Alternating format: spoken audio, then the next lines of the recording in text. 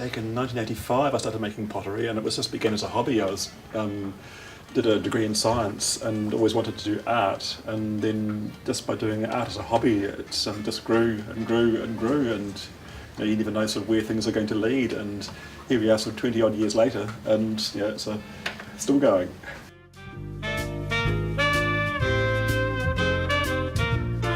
When I started out, I started making lots of hand-built work because I couldn't throw on a wheel, and I was doing hand-built work, and I did in quite a few exhibitions and shows, that sort of thing, and the work was quite successful, and I got quite good recognition back then, and that was a good sort of stepping stone for building up my name. But then when I became full-time doing pottery, I had to make more money because the sculptural pieces didn't make enough money. I couldn't make enough living, so I thought, what can I do to make more money?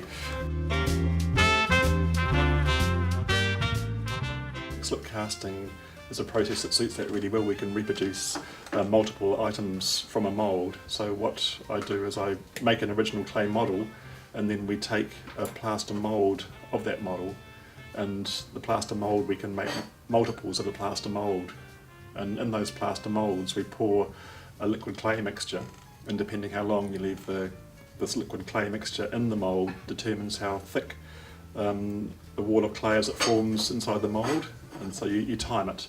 So you might leave it 10 minutes and you tip the clay out, and there's a skin of clay left inside the mould, and you leave that to dry, and then you take the mould apart and you can lift out the cast shape, which you'll see later, the items coming out of the moulds. So that's the basic process. So you take the shape out, and then you've got to dry it and tidy up all the seams on it and get it ready for painting.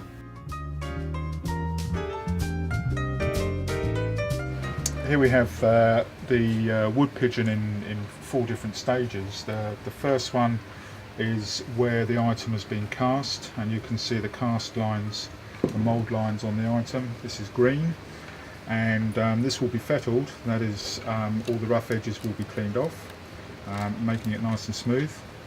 From there it is painted with coloured slip. Coloured slip is essentially a coloured stain with liquid clay. The item is painted.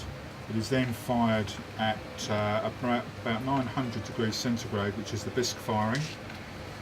From there, when it's cool, we will clear glaze it. You can see that clear glaze has turned white at the moment, and when it gets heated up in the final firing, it will turn clear, and it will become very hard and very durable.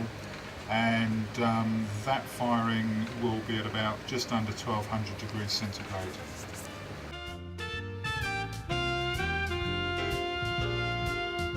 Well, back in 2000, at that stage we were still selling work from the studio door here, and there was just not enough room, and the shop on the corner just 2 doors away from us became available. It was just this great opportunity. It was a real dump. It was full of mess, and we put a lot of time into doing it up, and it's been wonderful because it's a great outlet for our work, and we can experiment with new designs and sell full of things that didn't quite work down there.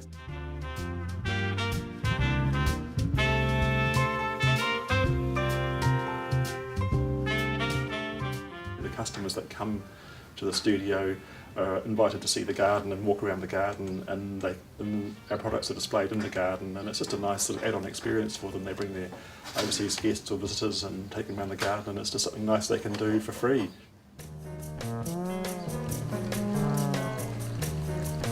I used to sort of paint quite a lot during the day and do administration, and now it seems to be I'm doing all administration and not much painting. So I'd like to get back to doing more painting again, because that is the thing that I love most, is doing that.